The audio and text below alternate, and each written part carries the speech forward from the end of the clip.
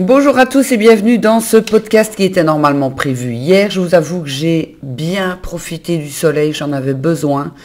Et aujourd'hui, je vais encore bien profiter du soleil. Pourquoi? Parce qu'ils annoncent de la pluie toute la semaine prochaine. Et comme j'habite en Belgique, si je ne profite pas du soleil quand il est là, je peux vous assurer que c'est catastrophique. Donc j'ai un petit peu jardiné, j'ai bien bronzé aussi. Alors, je vais donc vous faire un seul vocal pour la vision de son mindset et les stratégies pour maintenir un mindset positif. Si vous entendez un petit peu du bruit à l'arrière, c'est mon chien qui mange son os, comme ça vous le savez, parce que là je vous fais donc ce vocal ce dimanche matin pour donc hier et aujourd'hui. Alors, quand on parle de mindset, qu'est-ce que c'est qu'avoir un mindset? On voit souvent des coachs, etc., parler du mindset et on se dit, ils sont marrants eux, s'il ne fallait qu'avoir qu'un mindset pour pouvoir réussir dans son business, ça se saurait. Eh bien, très honnêtement, le mindset est une énorme partie de votre réussite. Quand je parle de mindset, ce n'est pas forcément être positive, voir la vie en rose et je peux y arriver, je peux y arriver. Pour moi, ce n'est pas que ça le mindset. Le mindset, ça rejoint un petit peu ce que je vous ai dit quand je vous ai parlé des blocages.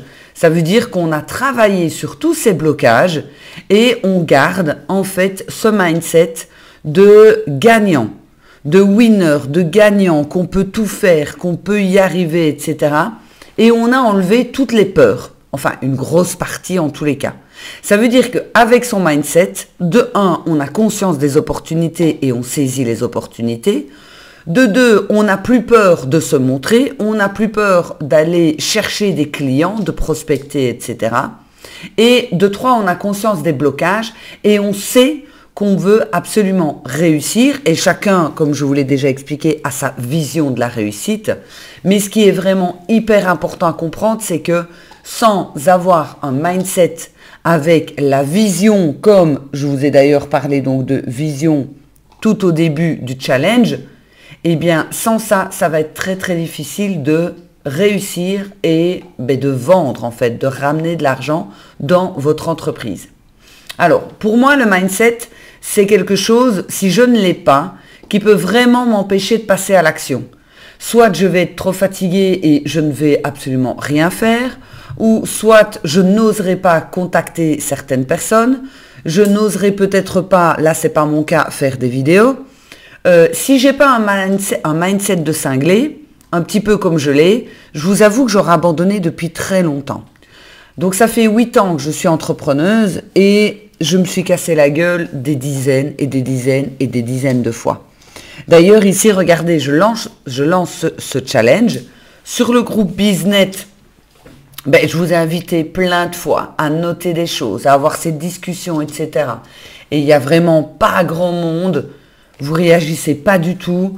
Je vous invite sur les Zooms qui sont normalement prévus que pour Ascension. Vous avez le droit d'y participer. J'avais une seule personne, on est plus de 100 sur ce groupe. Si je n'avais pas le mindset que j'ai, j'abandonne, je laisse tomber, je retourne dans le salariat et basta. Parce que c'est extrêmement décevant. Décevant parce que là, on est dimanche matin, il est 8 h du matin exactement, et je suis en train de vous faire un vocal.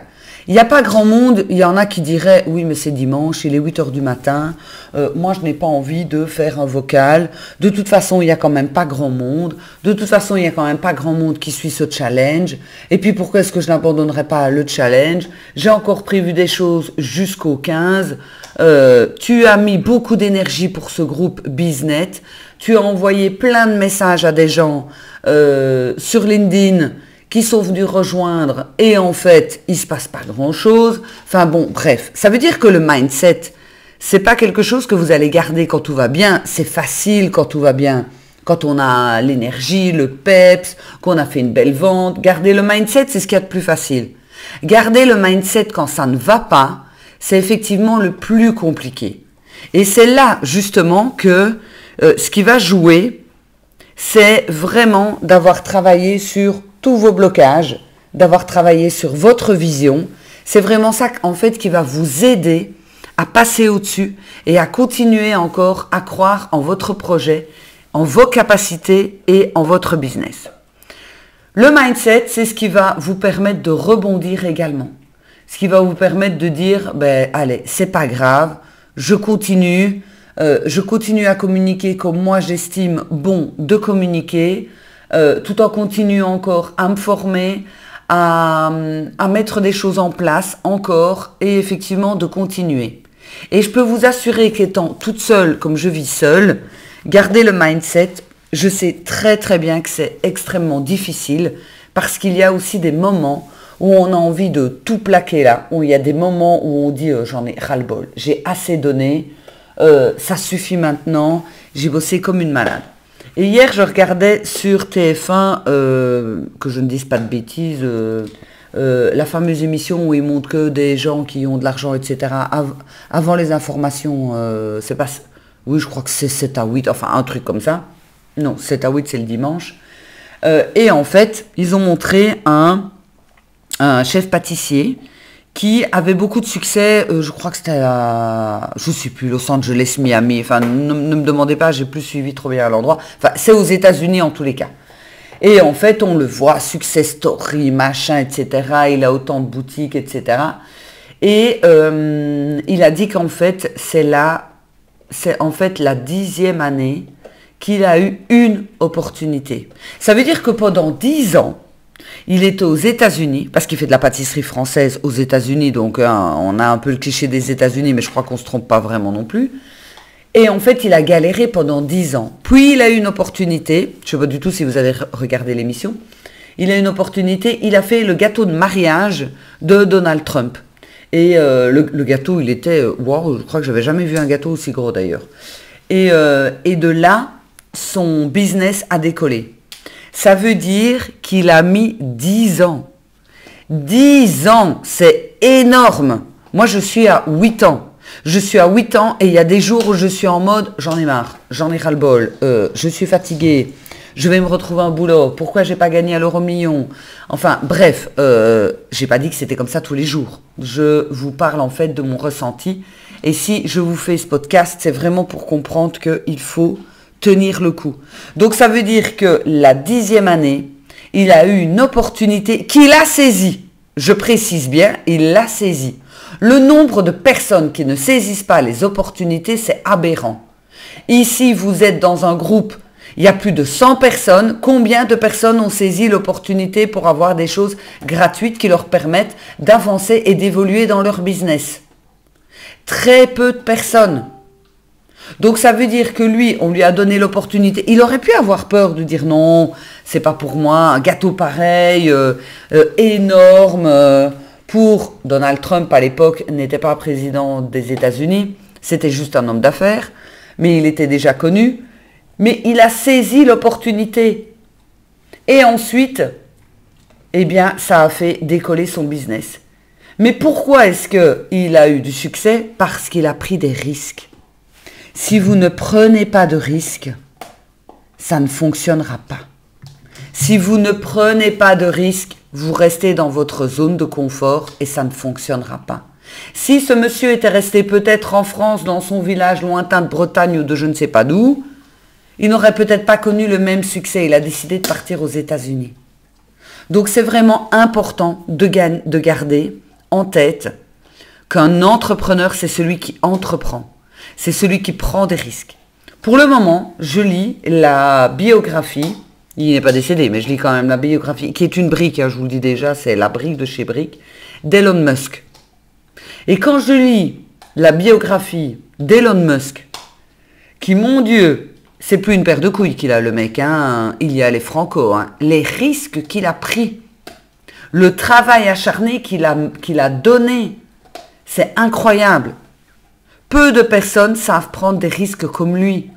À un moment donné, on lui a dit, soit tu restes à l'université et tu fais un master, ou je ne sais pas trop bien comment est-ce qu'on appelle ça aux États-Unis, à Stanford, ou soit tu vas à Silicon Valley parce que c'était les débuts d'Internet. Il s'est dit, non, allez, c'est bon, je ne vais pas rester à l'université, je vais saisir l'opportunité et surfer sur le web. Et ça a fonctionné. Ça a fonctionné.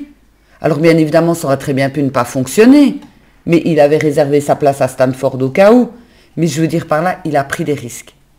Gardez toujours confiance en vous, mais n'oubliez pas une chose essentielle, c'est de vous former, d'être conseillé, d'être entouré, parce que chaque biographie que je regarde, chaque film ou série que je regarde sur des personnes qui ont réussi dans leur business, toutes ont été conseillées, toutes ont eu les bonnes personnes au bon moment qui leur a dit tu peux faire ça, tu peux faire ça, tu peux faire ça.